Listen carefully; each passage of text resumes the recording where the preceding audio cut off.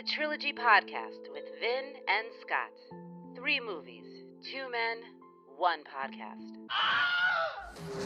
I'm in love, I'm in love, I'm in love with a monster. I'm in love, I'm in love, I'm in love with a monster. Hello and welcome to the Trilogy Podcast, the only podcast devoted strictly to trilogies. No reboots, no straight to cable. We're talking about legit trilogies only. We're bringing you facts, we're bringing you trivia, debate, humor, and more.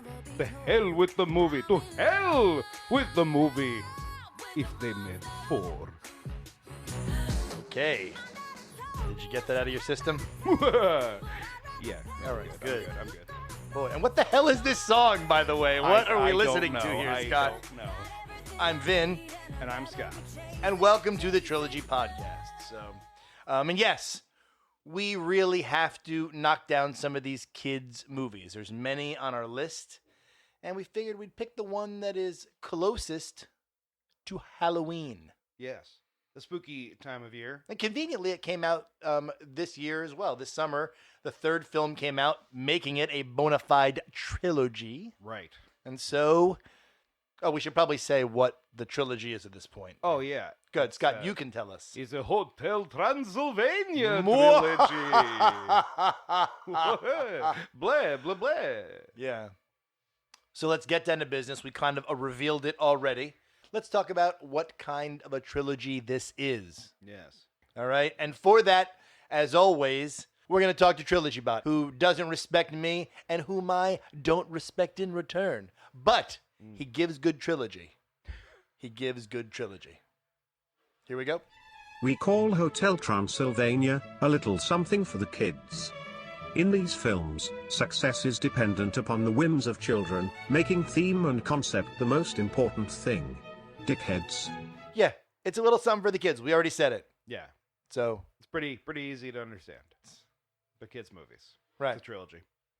And Scott, it's crucial now, I think, that we go straight into your plots because when it comes to kids' movies, we know how important and intricate plot is. Yeah. I mean, it gets pretty crazy. I hope you devoted a lot of time to this. I did devote, I think, a fair amount of time. Well, as long as it was fair. It was fair. All right.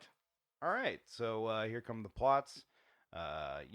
I guess spoilers ahead, but it's going to be a very vague sum up of what the movie is about. So here we go with Hotel Transylvania. 2012. An overprotective vampire dad builds a hidden hotel for monsters to keep his vampire daughter and other monsters safe from humans. On his vampire daughter's birthday, she wants to travel the world. So the vampire dad builds a fake village with fake angry humans to convince his daughter that humans hate monsters, so she will stay in the hotel forever. But the ruse ends up catching the attention of a human slacker, who finds the hotel and wants to stay and party. Stay with us, folks. This all makes sense when you see it. There's a lot of suspension of disbelief for these movies. Well- you really got to let it all go and just, I think initially a lot of that has to do with the fact that they're monsters. Well, Sure. I'm sorry. Go ahead. Go ahead. Vampire Dad dresses up the human as a monster and tries to get him out of the hotel. But the human shows the monster some human stuff and is quickly well-liked, especially by Vampire Daughter. Vampire Dad confides in the human that a human murdered his wife, and the human decides to leave to protect Vampire Daughter. Vampire Daughter finds out that her dad has been lying, and Vampire Dad realizes she is in love with the human. With the help of his monster friends and some monster-loving humans, Vampire Dad is able to stop the human from leaving and bring him back to the hotel. In the end, Vampire Dad allows his daughter to travel the world with the human. You barreled forward with the plot there like a... Because they got a little lengthy when I was summing them up. So you and I wanted was to like, it's not, it's just a lot of words, but it's not a lot of happening. No, we'd go on forever if I stopped you through that one. I mean, Yeah. if I have to hear the expression vampire dad one more time, though. I kind of like it. I think you could have like a Saying the word. sitcom like Vampire Dad. I guarantee you it's been proposed to some network and turned Yeah, down. those two words have crossed paths before. There's no question about it. Yeah. My vampire dad. It's the spiritual successor to Vampire in Brooklyn. Vampire with any word that doesn't go with vampire. Yeah, I mean, they made Ghost Dad, so someone had to have gone, wait a minute, what if it's Vampire Dad? And I Right? guarantee you there's a Frankenstein dad, a werewolf dad. We really should ask expert Phil about He would know about the those. different familial relationships of the monsters and who they... And how they interact. Yeah. and- Yeah. He's an expert. We should, but we won't. We won't. Okay. Hotel Transylvania 2. 2015. Years after the events of the first one, the vampire daughter and the... 7 years. 7 years I'm after just saying. You the know, events of the first one. I didn't feel like looking it up. I don't. It's not that I looked it up. Let's say I stumbled across it. 7 years after the event of the first one, the vampire daughter and the human are married with a child, who vampire dad is hoping will take after his side of the family and grow fangs before his next birthday. The vampire daughter and the human are considering raising their son in the human world. The vampire dad says he will watch the kid and sends his daughter to California to see where the human grew up, so he can secretly take the kid to a bunch of scary places in hopes of awakening the kid's vampire side. There's no reason at this point anyone should ever trust the vampire dad. Yeah, He seriously. constantly betrays every member of the family through every single film. Deceiving them left and right. And then has the nerve in the third film to catch an attitude when they surprise him with the cruise. I can't believe you surprised me. Oh, fuck off. You've been fucking with us. These are the in every rules film. of play that you have established. You've been running everything. So Vampire Dad secretly takes the kid to a bunch of scary places in hopes of awakening the kid's vampire side. But all the scary spots aren't so scary anymore, and the trip is a massive failure. Vampire daughter finds out and decides after the kid's birthday party they're moving to California. The vampire dad's vampire... Scott, there's some that would say that California is scarier than any of the places depicted in this film. Perhaps they would. Perhaps. It's a very large state. You're making a good point. Them goddamn California people scary as hell out there. Lord have mercy. Mercy.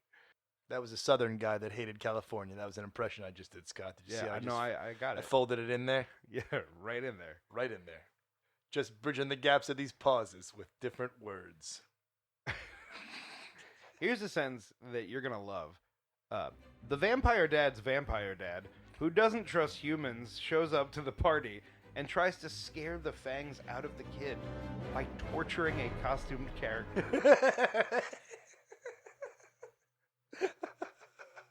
And if I may, on a side note, say it's just horrifying. I love that part of the film. But it's when the vampire dad's gargoyle sidekick attacks his werewolf girlfriend that the kid's fangs sprout, and he quickly dispatches the gargoyles. We'll get more into this world, I would imagine, when we do the Blade trilogy. Yes. Which is devoted specifically to vampires, no? Yes, it's about killing vampires. So there's a connection in there in the world of trilogies. This is the second trilogy, or the first of two trilogies that involves vampires. Yeah. Or creatures of the night, if you will. Creatures of the night. Vampire Dad's vampire dad realizes the error of his ways and is cool with humans again, and the kid gets to stay at the hotel. There you have it, Hotel So I don't know, Transylvania 2. I don't know if that's the greatest Yeah, I feel ending. like, I mean, what wouldn't did you we want... learn in that movie, Stay you know? isolated. Yeah. Stay with who you know and I guess it's fun in the castle and everything. stay where you belong, you freak. What kind of a good school system do they have there? Yeah, who knows? Is it, I don't think they are even these showed are they it. homeschooled? Well, see, that's what I don't get about these movies, right? In the first movie, it seems like everybody's there because there's a big party, and they all come this time of year because it's a big party. And then they're just all there all the time. That's a good point. So it's not really like a hotel. I mean, there's always like a party going on. That's so I what I'm guess that saying. explains, It's a but, party. like, it seems like they're always there. Well, it's more of a resort than it is a Yeah. hotel. Right. We're calling it Hotel Transylvania, but it's really a fully functioning resort. Sure. So They got all the amenities. they seem to have amenities. Yeah. All right, we're going to close it out with Hotel Transylvania 3, which I believe the subtitle is A Monster Vacation. Summer Vacation. A Summer Vacation? It's just It's Summer just Summer Vacation? Vacation. See, I saw other places it's called Monster Vacation. What places were those? The version of the movie that I watched that was on, for free online somewhere. Which was the French version. Isn't that true? I don't know. It didn't sound French. It was in English. Should we look it up right now? I guess. Go. I see, because I thought it was called Summer Vacation. I wrote it down. For this very reason. Yeah, it says Summer Vacation. Yeah, And then I saw... Get out of here. You son of a bitch. I swear to God they called it Monster Vacation, and I was like, why? It was the Caribbean version. Yeah, I don't know what version I watched. Mon. Fuck all that. Yeah, Summer Vacation. That's Go. So. In a flashback to over 100 years ago, we see Vampire Dad being... What? Picked an arbitrary... It's funny how you said that. It was over 100 Over years 100 ago. years ago. Many moons ago. In a flashback to over 100 years ago, we see Vampire Dad being hunted by a human monster hunter over the years with little success. In the present, the whole crew from the first two decide they need a vacation from this vacation and go on a cruise for monsters. Mm-hmm. On the cruise, Vampire Dad quickly falls for the ship's captain, a human woman, who we soon find out is a direct descendant of the monster hunter, who is somehow still alive. And the cruise is just an elaborate ruse to kill the monsters.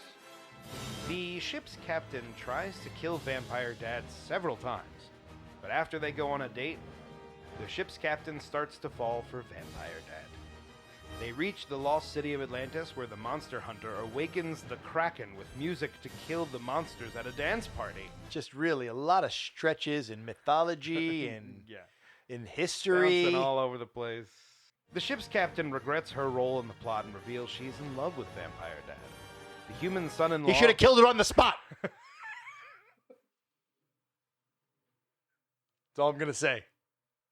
And I don't care who agrees with me or disagrees with me. The who? Van Helsing? Or No, Vampire the Dad? Vampire Dad. Once it's revealed to Vampire Dad what she's done, the betrayal.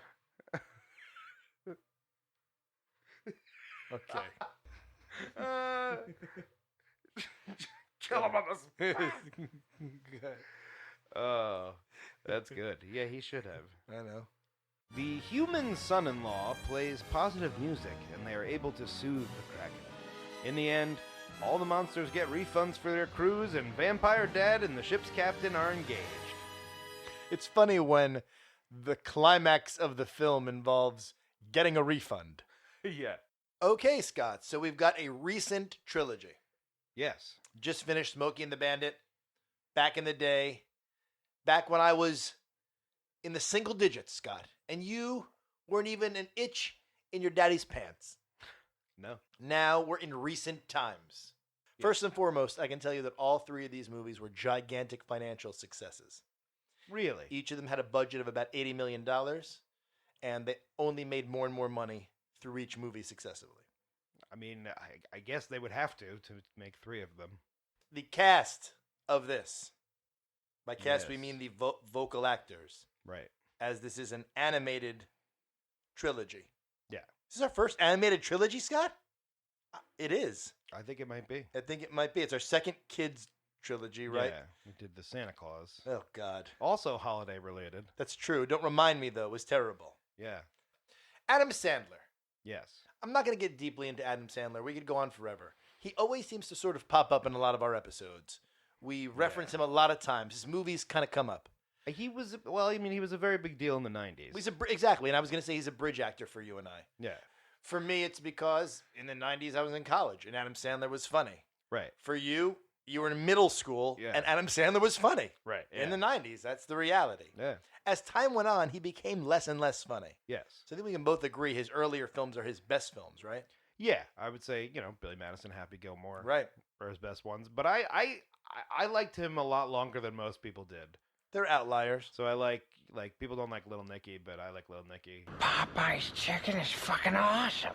Early on in his career, They're All Gonna Laugh at You, the comedy album that he did, it is phenomenal. Yeah. I mean, I love that from beginning to end. It's one of my favorite, Hey, Mom, I gotta get up pretty early tomorrow for Little League tryouts. No! Yeah, I have to be at the field at 9 o'clock. They're all gonna laugh at you! Do you think you could drop me off They're there? all gonna laugh at you! How am I gonna get there? They're all gonna laugh at you! I'll walk, I guess. No! I think it's just weird that, now he's at a point, he's, cranking out crappy movies for Netflix and doing shit like this, and it's just, I don't know. Every time I see an Adam Sandler movie, I get a little bit sad.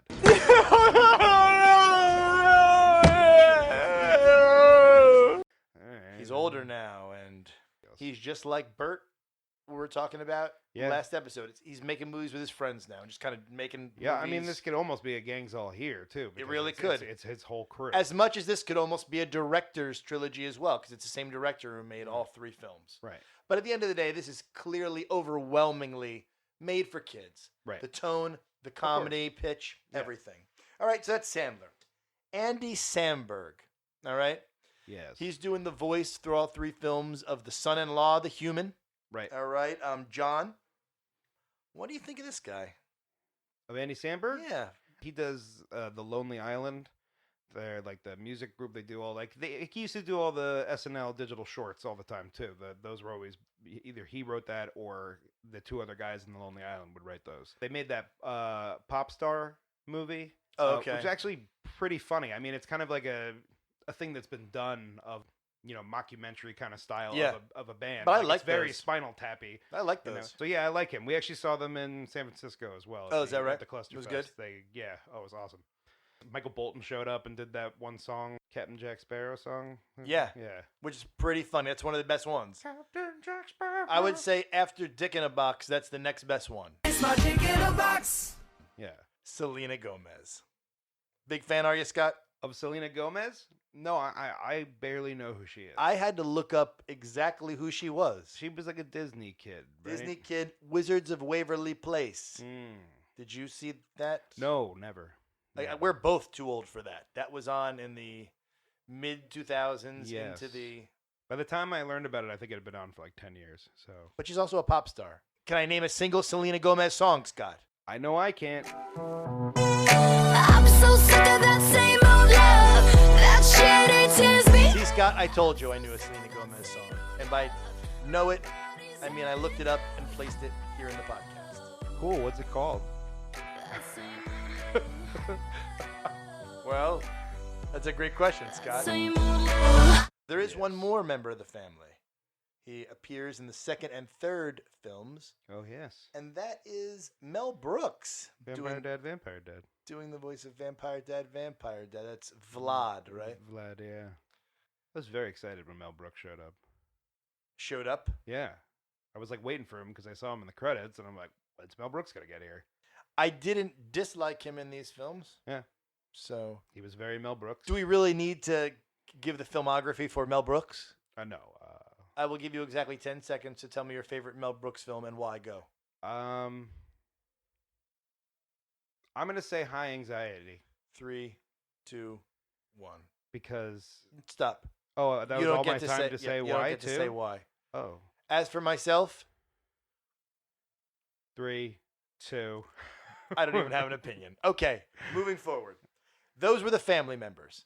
Then I grouped it out, Scott, with that's the family. You got the main friends. Yes. All right?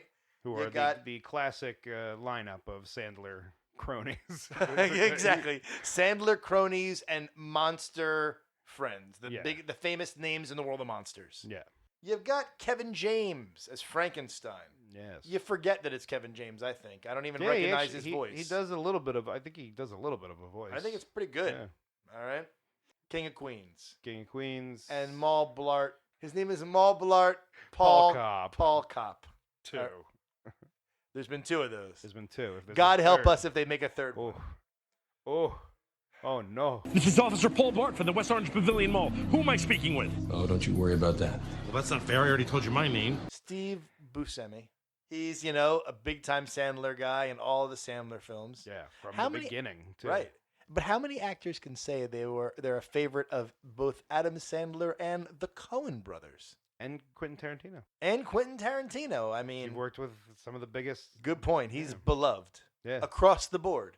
To say nothing of the fact that he was also, in Boardwalk Empire and a main character in one of the seasons of The Sopranos. So he's also got a foot in the world of the mafiosa film, the mafiosa David genre. Chase and Right, all the yeah. actors that go along with that. So Yeah. there's never a time you are like, oh, Buscemi sucked in that movie.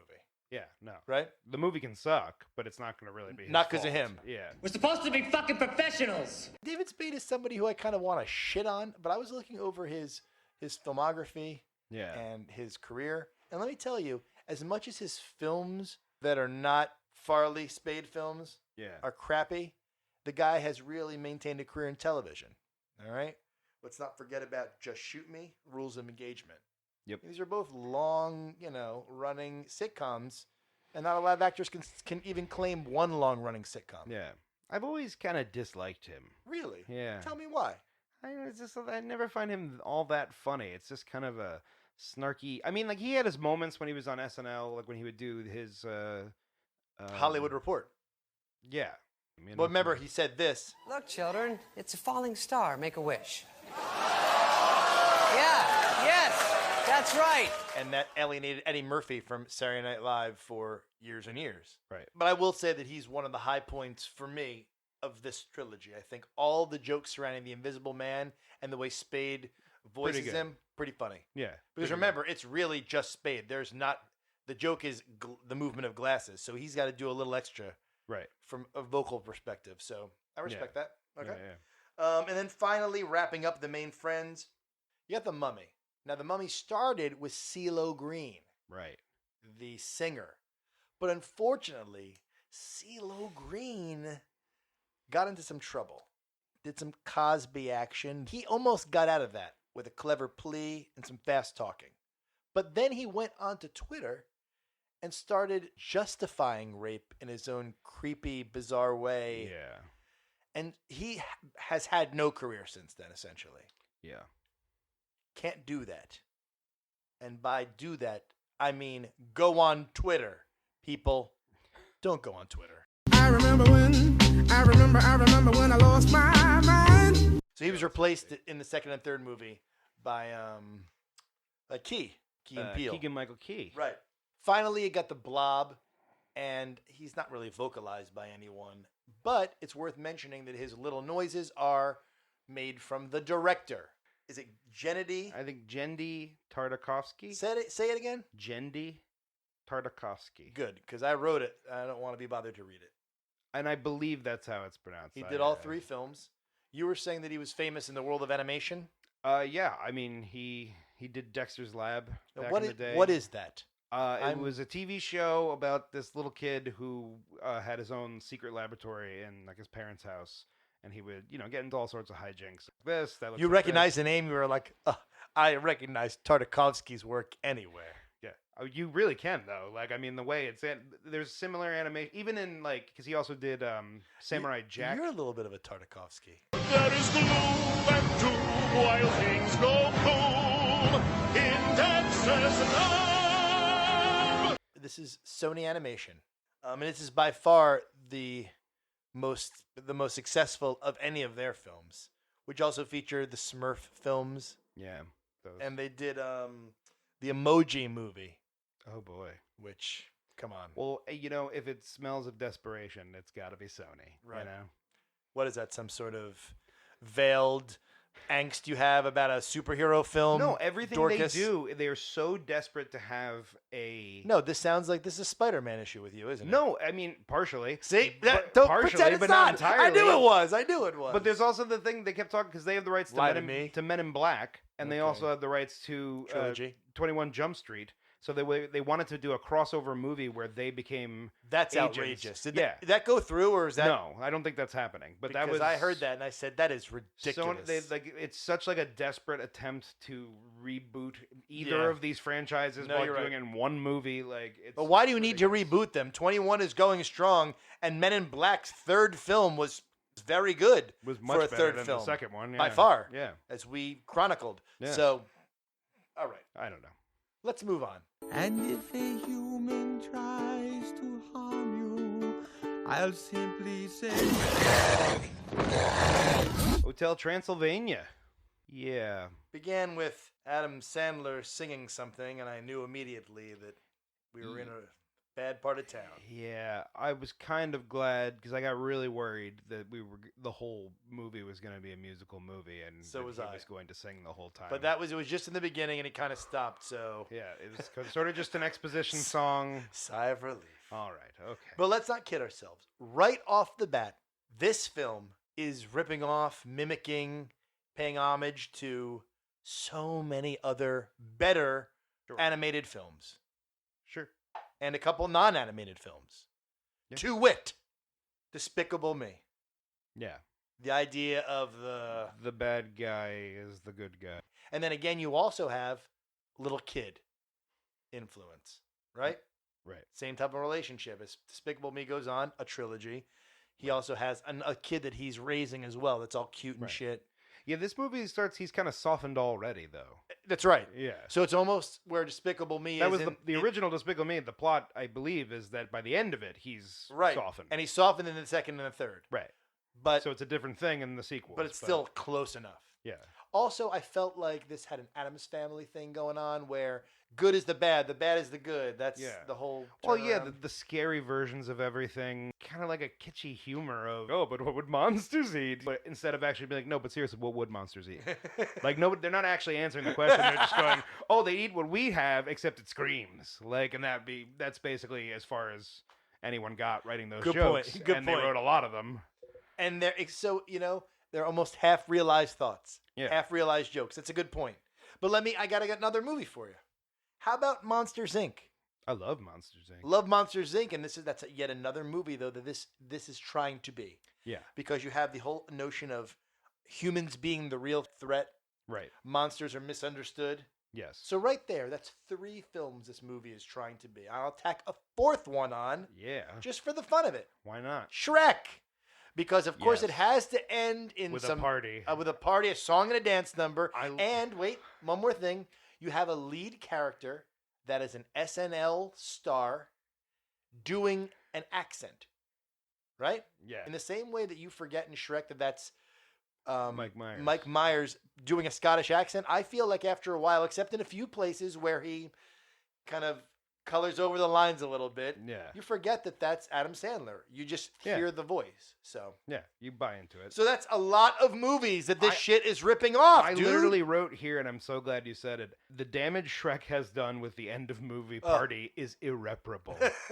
Like, it's never coming back. Every single one of these movies has to end with a fucking party. I saw fucking Romeo and Juliet, and that had to end with a big old party, and everybody was fine, and all the people that had died in the movie weren't dead. They're still alive. Everything's fine. There's no place to go for this movie. Let's construct an event where a pop song is played. Yeah, why?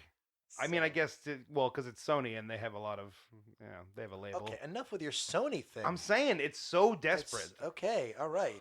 How about the fact that Hotel Transylvania is basically Hogwarts, but it's a hotel, not a school? It's the idea that a regular place is now inhabited by creatures, and so they put a funny spin on it. A bunch of uneducated monsters who don't go to school. Okay, I wasn't thinking that, Scott. That's a weird way of... These are recent human images our surveillance has uncovered. They are getting fatter so as to overpower us. And they are wearing less clothing, allowing more movement to strangle us or cut open our heads and put candy in them. The Dracula scary face, like whenever he, would end an argument with the scary face. Beat that joke to death. I know, because at first I was like, yeah. that's kind of funny. Like, and then, a million times later, you're like, okay, that's enough. Okay. And then like, she does it too. Yeah. I think the funniest joke in the movie has to do with the skeleton. It looks so real, like I could just put my hand right through. What do you think you're doing? Keep your hands out of my wife! The werewolf concept is really funny. In all 3 movies, I really like the idea of Buscemi doing the voice. Molly Shannon does his wife's voice. Yeah. She's fantastic in everything, basically. She's great. And the idea that they're perpetually tired werewolf parents because of their brood of kids. Yeah. Who never seem to age. Who? The kids. Because that's just them having more and more. Scott, they're monsters, so everything is elongated. The girl's celebrating her 118th birthday. Yeah, I guess. So I suppose. they act like piranhas. I don't think of little werewolf cublings as piranhas, but I suppose they're Tasmanian devil-esque. Yeah. Either Definitely. way, I like that. I like that there's one of them that's smart and not crazy. She's cute or whatever. Right. I think that's funny. Look what I brought you. Your worm cakes. Worm cakes is the worst fucking thing in the movie. I made your favorite worm cakes. It's pancakes with fucking worms in it. It's not worm cakes. You don't like that joke? No. You would Just by adding worms, you don't think it changes the name of it? No, it's the exact same thing with worms. That's not enough for me. Like, these people need to be straight up eating like lamb's hearts and stuff. Like, they're monsters. Come All on, right, Scott. I think you're taking it a little too seriously. I just think it's ridiculous to be like, oh yeah, we can't go to the human world. Like, you've clearly been there because you've stolen all their good ideas and made them monstery. Look, love droppings. I brought you a bagel with your favorites, cream cheese. I kept thinking, he's so attached to his backpack the whole time. Why didn't you just make him a hunchback and let him keep his backpack on? I in the didn't movie? understand the backpack jokes. But I mean, something like that, if he had been like, oh, I'll dress you up as a hunchback, fine, you want to keep your backpack? They put a thing over it, and that's his hump or whatever. Pretty good idea. You know, I'm glad you mentioned Hunchback, because I've talked about the jokes that I liked in this movie so far. But the Hunchback is at the top of the list of the things I hated in this movie. First of all, Quasimodo is not a monster. No. He's a He was a human person. being Yeah. with a horrible deformity. I am not an animal. I am a human being. I almost feel like whoever wrote that confused Quasimodo's name with Igor's name, which is who this character clearly is supposed to be. Yeah. No, it's pronounced Igor. But they told me it was Igor. Well, they were wrong then, weren't they? That whole tables flying around thing. Oh my God. I just wrote what? I didn't get it. Like, what's all of a sudden that's what changes his mind? Like, yeah, humans aren't so bad. We fly on tables. Like, it's almost like, let's show off how our okay. animation isn't as good as Pixar animation. Yeah. And here it is. Yeah. A lot of times this trilogy tries to do a show-offy scene, and every time it shows that they're not as good as other films. Yeah. Wait, that's right around the time where the kid all of a sudden knows the entire history of Dracula because he ran into someone, and he knows the whole history of the family. Like, oh, I've been there. Like, oh yeah, that's all this, right? Like, no, they didn't get it right. Well, they got it mostly right, except Like, one what? thing. I was about to tell you about the family. You know everything? After I shared my pain with you. Yeah, like a couple of little bits I thought were funny. They're going through, all the Dracula stuff, like, so like garlic or this and that, and he's like, and then he says, like a stake through the heart, and he's like, yeah, well, who wouldn't that kill? Yeah, that's a funny line. I noticed that was funny too. See, more of the movie was like that line. I said to myself when I heard that line, oh, if it's like this when you're attacking the idea of the monsters. Right. Another line that I liked. I forget who they're talking to now, but someone's like, he's like, wait, so you're not going to help me because I'm a human? And like, she's like, yeah, that's right. And you're like, that's kind of racist. He's like, we'll talk later. Something that exchange was very funny. Like, there were a couple little moments that were pretty funny. I liked the when they were playing bingo and they had the little skulls and they were whispering the numbers in it their was kinda ear. funny. I laughed out loud. I thought that was pretty good. Like, N27. A couple of other things. The idea that we need a monster convention that they get to convince her that humans don't hate monsters and this and that. Yeah. I think the bigger point is that monsters, Scott, are fictional. I think that that's why humans aren't scared of monsters, because they're not real. Right. That's the bigger issue. Yeah. So Phil must have gone to one of these monster conventions. When I saw this monster convention thing, I was like, Phil must have gone to one of these. He's been to them. Oh, yeah. Hello, Scott. Where are you? You were supposed to meet me at 12 p.m. outside of this Hilton of 46. I got your costume with me. We were supposed to be Dr. Jekyll and Mr. Hyde. Without Mr. Hyde, I just look like an English guy. People keep asking if I'm Doctor Who. It's Elvira's last appearance. The hot dogs are $8. There's the scene on they're on the roof and the sun comes up and he's like, "Wait, I have an idea. I'll get behind the chimney." And we're like, she never came up here and Never never occurred to her. to like stand behind the chimney and look at it. Meanwhile, Like, it doesn't kill them. It just gives them like a sunburn. yeah, then they go on a boat. Yeah. In the third one, so what the hell? Yeah. Yeah, they don't really. It's like, dude, let me show you how great the sun is. We're gonna stand behind a chimney. Oh, I'm a fucking genius. fuck yourself, chimney. Come on. They slammed Twilight in here. Remember, they're looking. Yes. There's a I good know Twilight that. joke. Yeah. Okay. Not a trilogy. Not a trilogy. They Too made many. 4, right? 4, I think. Tell me, do you dream of being a vampire? This is how we're represented. Unbelievable. And there's one more thing I want to say about the first movie, Scott. This is my last note about the first movie. The whole concept of the zing. What in the hell is this? I have a major problem with the What, zing. I'm not even sure what it means. It's like the word smurf. Does it mean love, sex, fuck? Can I be? Can Like, I guess be, the zing of the arrow is the idea, or in the monster world, you don't just I fall. guess You from fall in love immediately. You don't get to love someone. You I guess not. and it's called a zing. Get the But fuck humans out. do it too, though. We saw the humans do it too when they fell in love. Yeah, it's just lazy. Yeah, it's the word zing. And the fact they keep cashing in on it throughout the movies. I'm like, stop talking about Stop this. saying it. Stop Just- talking about it oh, like it's but a regular thing. It's not a word. Stop It sounds saying stupid. It. Like, oh. Two lonely bats crashed in the night. They felt a zing, love at first sight. Yeah. This movie has no memorable parts to it. You will forget it immediately. Yeah, this movie definitely too has the worst animation of all of them. I agree. I think it progressively gets a little bit better. I can't agree more. Yeah.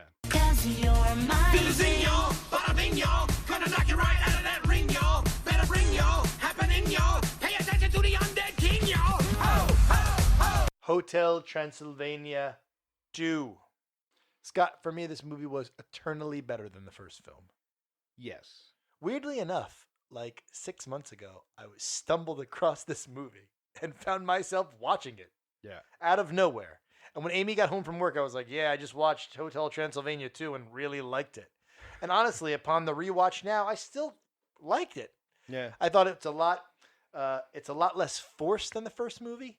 It's a lot snappier. It's a little more adult than the first movie. Yeah. It's not so hemmed in by that silly plot that has to do with, the father afraid to let his daughter out into the world. Right. And they're at this point they're known characters. You know who Exactly. they are watching The and they move very quickly because they actually show you like the progression.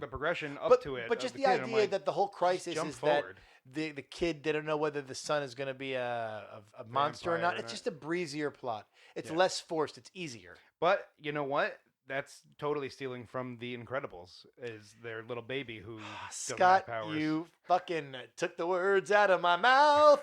Yet another movie Yeah. that this movie is ripping off Oh, is yeah. The Incredibles. Big And I wrote time. it right down. Wow, also ripping off The Incredibles is little kid monster / superhero question mark? The baby was exploding! Yeah. Boom. So that's yet another film that this movie so And desperately actually, wants to be. what's the movie? Sky High is basically the same plot. It's a Disney made live action movie, but it's Kurt Russell. He's like a super dad or whatever, and like super kids all go to super school or whatever. Oh yeah, I heard something And about they're this. Like, he's like, oh, you'll find your power. Don't worry. What was that and called? Sky High. That's what it was called? Yeah. I remember that movie when it came out. Okay, and you're right. It is an exact ripoff. My boy has super strength. Come here. Ow! Sorry. Ow! You are strong. You said this before, the animation gets better in these films. It gets better because in the second and third movies, there's more fighting and movement, and their body types mimic the body types in The Incredibles. The fighting and the way their legs snap out like The Incredibles. So. Yeah. But I like this one. I liked the wedding in the beginning. I thought it was We get the addition of Megan Mullally and Nick Offerman. fantastic addition. They should have given them more to do. Yeah, really. Because they were barely in the movie. Because every time they spoke, they were funny. Yeah. And that whole thing where humans are reacting to these guys, and we see the crossover human world into monster world, is always great. Yeah. Yet these movies keep moving away from that. Right. The reason that this movie is the best of the three, I'm saying it right now, is because they give you a little bit of that. Yeah. You give you that crossover. Well, it's funny too because I kept thinking at the beginning, I'm like, why didn't we just see the wedding and like the family coming and the whole movie is like meet the parents basically. But also, I'm pretty sure that's the exact plot to Shrek 2. I'd like you to meet my husband, Shrek. Where's your shitter? You know what, Scott? This may be the best of the movies, but it still has all these shoehorned in songs that they can't stop doing. They're in the car, and all of a sudden they're doing the I'm Worth It song. This song. Give it to me, I'm worth it. Baby, I'm worth it. I'm worth it. And they do a little choreographed thing in the car. Enough already. There's even that weird little dance break where he's like, if Daddy shows you he's got some moves, would you... What is this? Fuck. Like, what is happening? Yeah, there's a lot of things that happen in these movies that for seemingly no reason or they get a result that just wouldn't happen. Yep. I almost wish they would just have him do Adam Sandler songs at those points. Like, if you're going to shoehorn something in, like... Don't get crazy. I think this needs to be said. This dawned on me watching this movie, and I think it just has to be said. Is anyone going to address that she's going to have to watch her husband and her kid die? I don't know, Scott. You're really looking way too deeply into it. I was just mad about the whole Sesame Street cakey character. I didn't like that. Hey, kids, it's me, Cakey. What a wonderful cakey day it is. Now I have a question. Who here loves cake? My other criticism is yet another film that this is ripping off. I think this might be the last ripoff. You mentioned them all now. The Nightmare Before Christmas. The character of the mummy to me is very reminiscent in voice and movement to the Boogie Woogie character in The Nightmare Before Christmas. Yeah. And you know what? Down the road, there's another Nightmare Before Christmas thing in the third movie.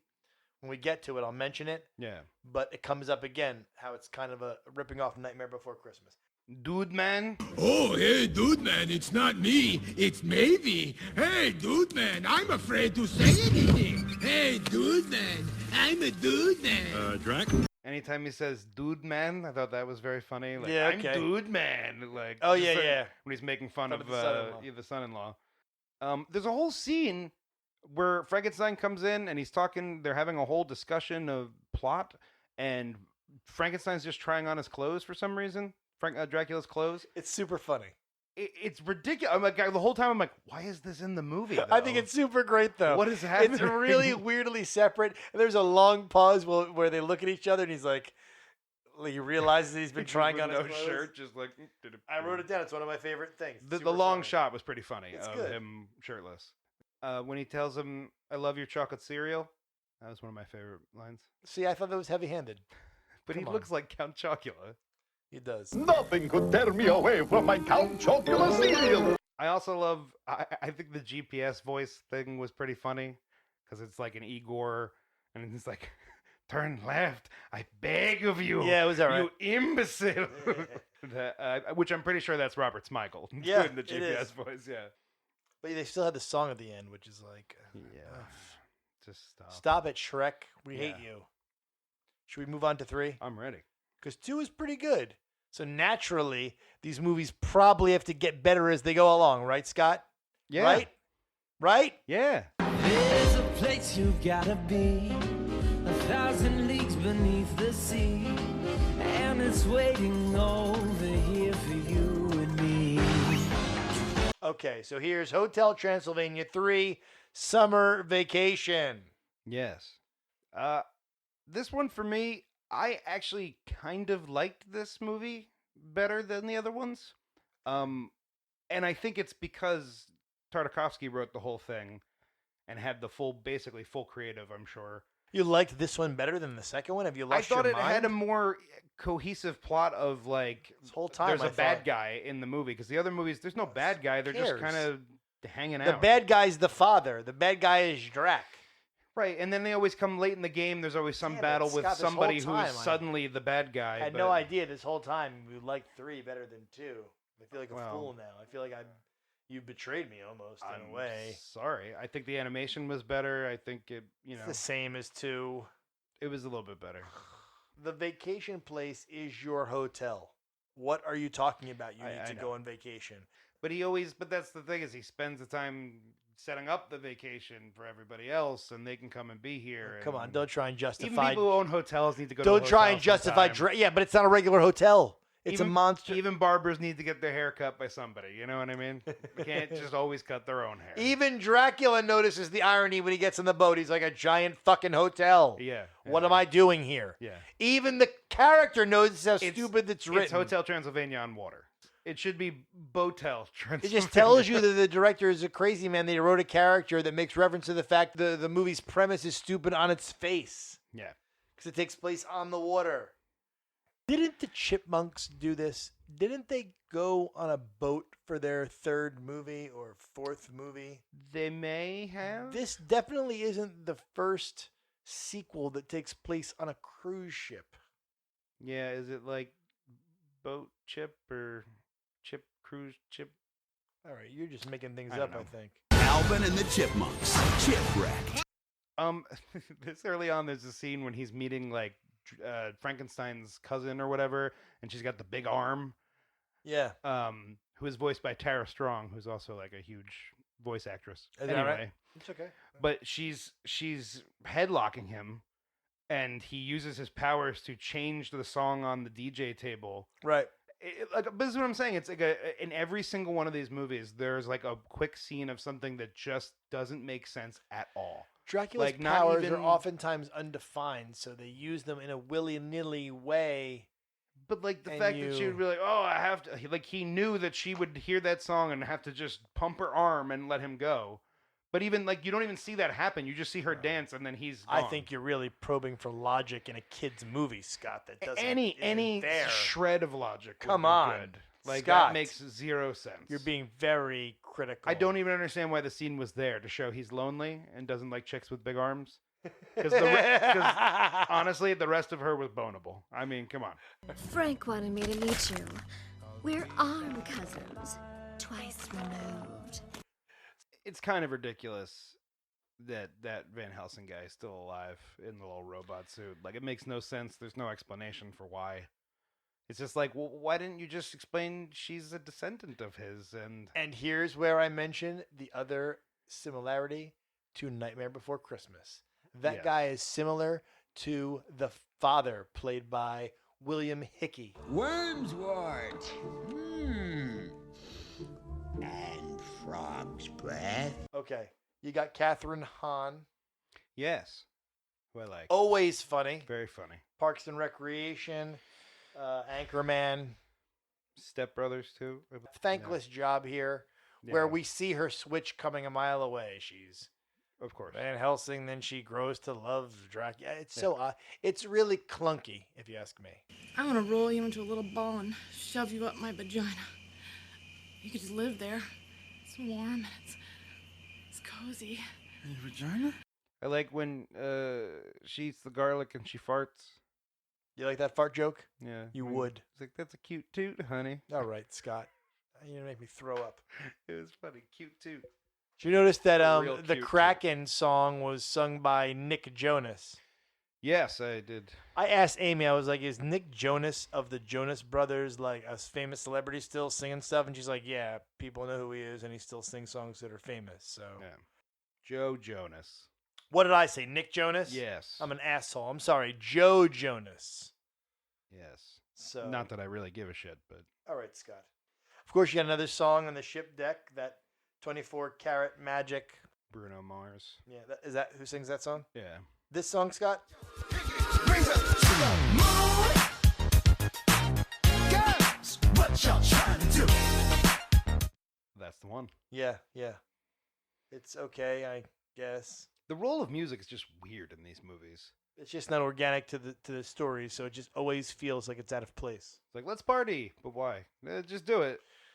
But you know what? This whole thing is out of place. We don't want to see these characters on a cruise. I want to see them reacting like with more humans, the way they did in the second movie with Offerman and Mullally, and they're reacting to humans, and that's the comedy. Right. No one wants to like see if they were on a these- cruise with humans. Exactly. Yeah. When I saw that it was a monster cruise, I was like, fuck off, man. No one wants to see these people scuba dive. Yeah. What is the point of that? Yeah. There is no point. The whole fun part of even the first movie is that this human came in and showed them things they didn't know and was cool. Right. And No, the scuba diving thing is so they can show off their fucking animation, which continues to be subpar, if you ask me. All right, you think I it's thought the third movie, this is the best of the three animation-wise. but it's still, for some reason, it in a, still lags. It's in a very weird style that it's like almost like, again, like they look like action figures, like dolls. Yeah. Like it's almost like it could be marionettes at points. telling when you, it's see that them walking up. You're like, it's that Incredibles fighting style, those whip kicks and that Matrixy feel. Yeah. Another trilogy. He is the one.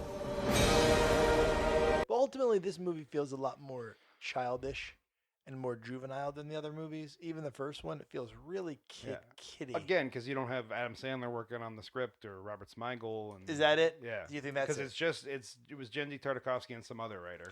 Maybe the director had the concept or whatever and was like, look, we'll do another one. And Adam Sandler was probably like, I don't want to have to write another script for another one of these. I'll do the voice of Dracula, but you do all the work. I don't want to. What else did I have? Not much more. Did you have much more? No, I want to talk about the end scene. I've got the ending stuff. Yeah. too. You know, you got all the songs. I didn't understand the fact that they shoehorned in. I keep saying the word shoehorn, but it really applies to this film in particular. It really, so much feels forced. This whole club dynamic. All of a sudden, they're at a rave on the cruise.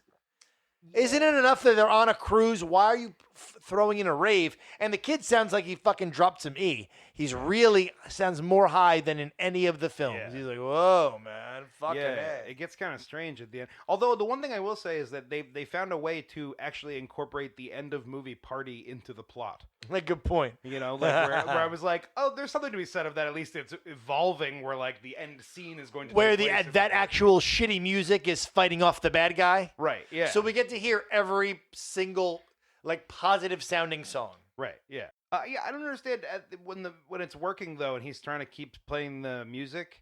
The music tears itself into pieces at the end of the movie. What do you mean?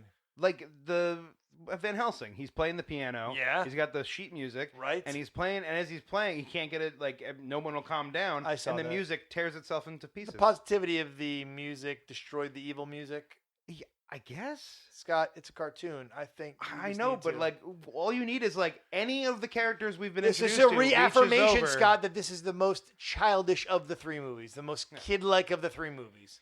It just seems like, you know, you're kind of a dick, music. Why didn't you tear yourself up from the beginning? Why did you make us go through all this? Why didn't all the music in all these films tear itself up from the beginning that anyone ever fucking wrote them in the first Why place? did the building just explode? Why didn't all of this film burst into flame the moment it was edited and completed? God's sake. Zing. Otherwise, fucking zing juice, Scott. I've already been zinged. You can't be zinged more than once. Yeah, in our world, zing doesn't mean fall in love, though. It means I slap you in the face because I hate this movie so much. I thought I found a love, but she was just a fling. And then I met a girl and felt a different thing. It's like a hit in the ring, like you're pulled by a string. Can't breathe like you're choking on a chicken wing. It was a thing called a zing, and I wanted to sing and listen to the ballads of the man named Sting. Lady looks in your eyes, and it's suddenly spring, like when Nala looked at Simba in The Lion King. Thank God, Phil is back in town, our field correspondent. He's home. Now, we both know that one of Phil's hobbies is to dress like many different types of monsters and act and do shows. And so I wanted to really take advantage of one of Phil's great skills. So, yes, I had him dress up as a monster, and I sent him to an address that I wrote in a piece of paper. I handed it to him, and I was like, go there, Phil, and, you know, report back to us on the scene.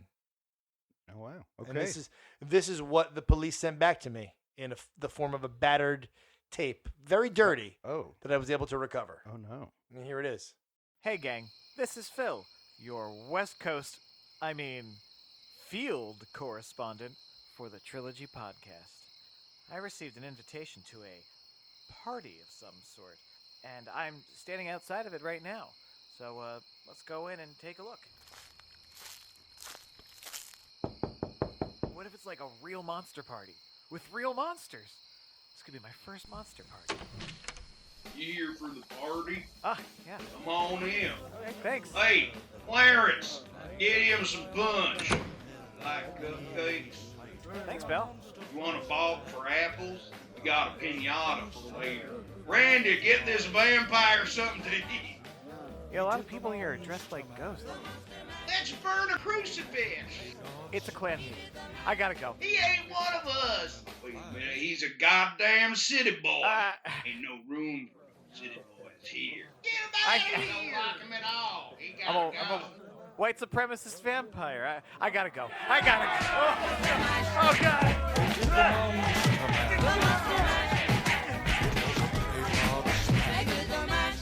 Keep it up, Phil. We love monsters too. And I'm ready to rank these movies. I'm ready to do it, Scott. Let's do it.